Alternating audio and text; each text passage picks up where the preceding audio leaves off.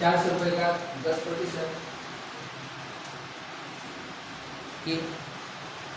प्रति रुपया क्षमाय की दर से 4.1 का इकडे पुढे वाटतं साधारण व्याज नाही ठीक आता बघा 400 रुपये तरी आपल्याला फक्त प्रॉब्लेम काय तुम्हाला क्षमय कशाचा क्षमय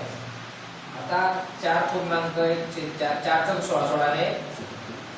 1704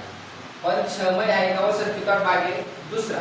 सांसा किती मध्ये असतात 12 मध्ये ते नेहमी किती क्षमय तर क्षणाला 4 ने घेता काय घेऊ आपण 2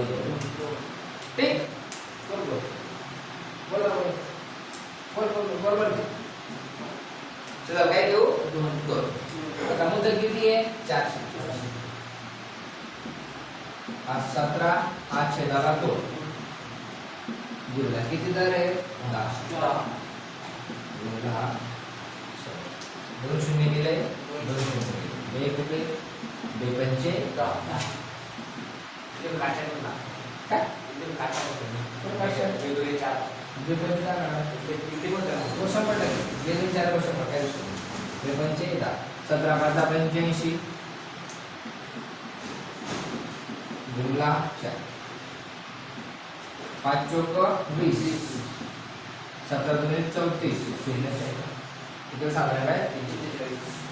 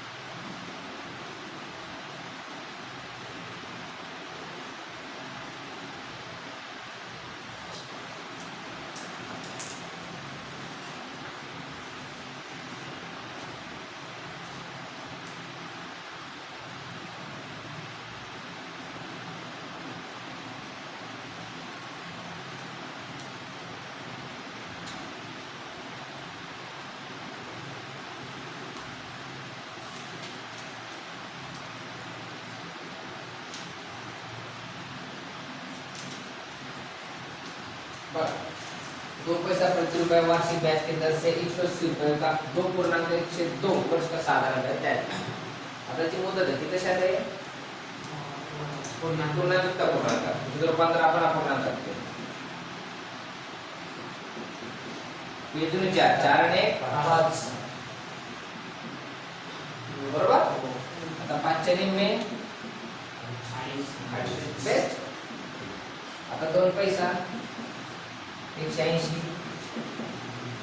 दर किती आला हा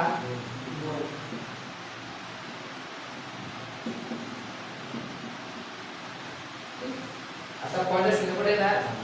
खाली बरोबर खाली किती होती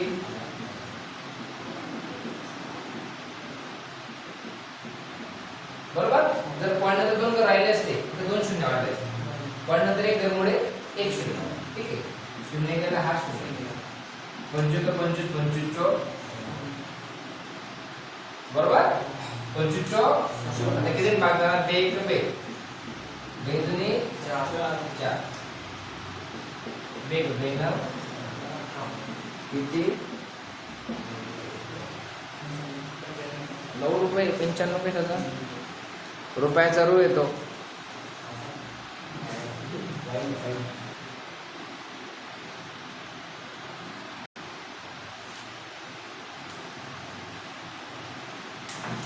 मूलधन पर 8% वार्षिक दर से 2 वर्ष की अवधि का समय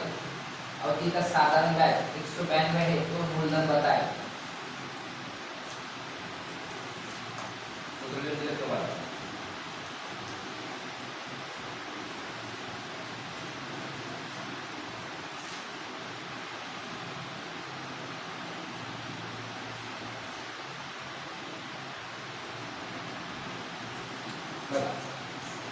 मूलधन सूत्र काय आहे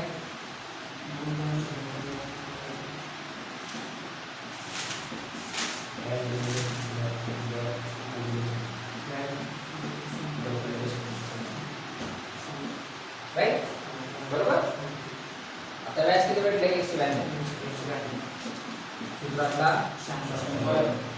दर किती आहे 8 समय किती आहे 2 बरोबर बेचोक 8 बेपंचे 10 ठीक आहे आपल्याला भागेल का 100% एकक दशक संख्याला जर भाग केला तर त्या संख्येला 4 दिवस लागतील तर 23 × 92 4 भाग 4 आहे का 4 4 चौक 16 एकूण 16 ची उरले 3 काय झाले 32 4 8 आहे राईट भागेला बेदुनी बेचोक 24 5 120 5 तुम्ही मुदत किती आला 12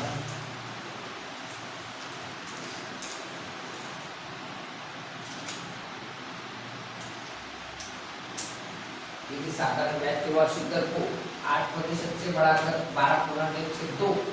किया जाता है तो एक व्यक्ति की ब्याज से होने वाले वार्षिक आय में ₹369 की वृद्धि होती है तो उसके द्वारा निवेश किया गया मूलधन जाएगा 8 बघा 12.102 मध्ये किती 12.5% किती 2.5 आता 8 पासून जर 12.5 पर्यंत वाढतोय किती बघा 8 पासून किती वाढतो 12.5 12.5 कसे बघा 12 दुनी 24 आणि 25 में बरोबर पहिले किती होता 8 वाढून किती झाला 12 वजा किती गॅप पडला 4.5 बरोबर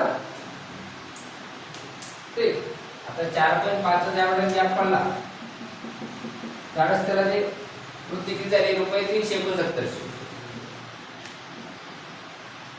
बरोबर आता ज्या संख्येला शेजारी पद्धत चिन्ह असतं त्याला काय घेतो आपण 100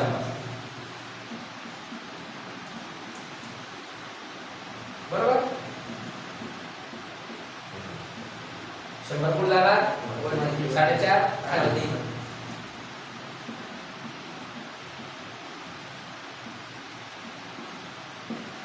आता क्षेत्राला कोणासाठी आपण सुरक्षित देतो आता इथे दुबळे तरी कोणाला सापडले देतो इकडे बा इथं का 100 ठीक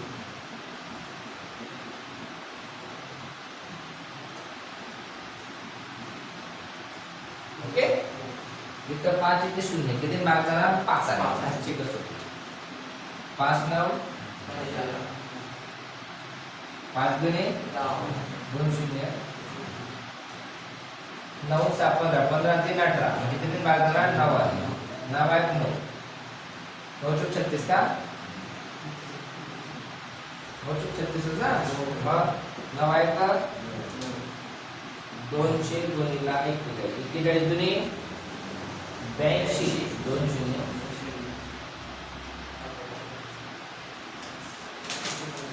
जोपास तर मानव तो गंगा नाही तर बाई दाबाने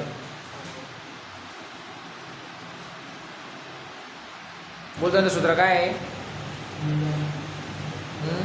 बोल रे तो काय बोलत व्याजाला 100 भागीला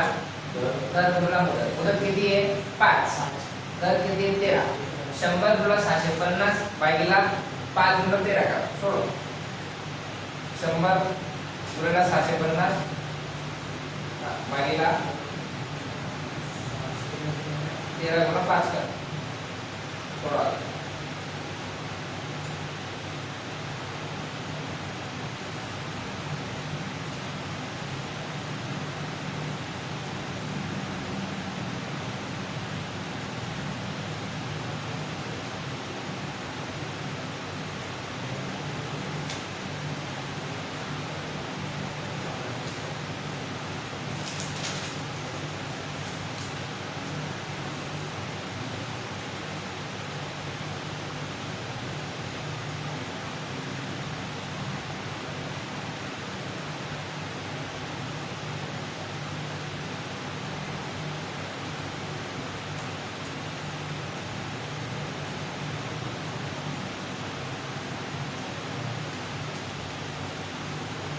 बघा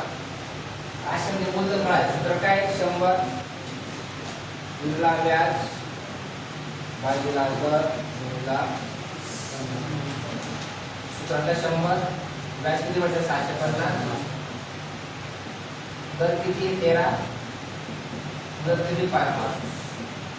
समजलं 13 5 0 5 आहे हा 100 गुणिला 100 एक 100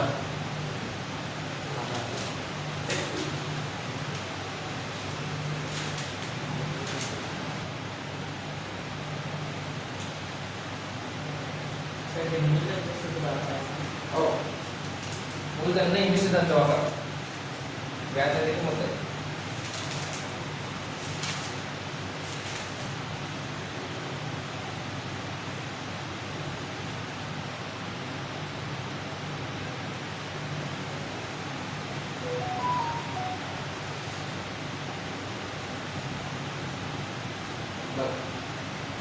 एक व्यक्ति 12वें वार्षिक आदान ब्याज की दर से 5 मूलधन किती आता 5 दर किती आहे मूलधन किती 5 बरोबर तर मॅच करू 0 गेला 0 गेला 0 गेला 0 12 पंचे 60 50 6 पंचे 30 ठीक हा 0 हा 5 आपण मिश्रधन विचारले मिश्रधन म्हणजे काय मूलधन अधिक व्याज आता मूलधन किती आहे 5000 व्याज किती मिळालं किती झालं ते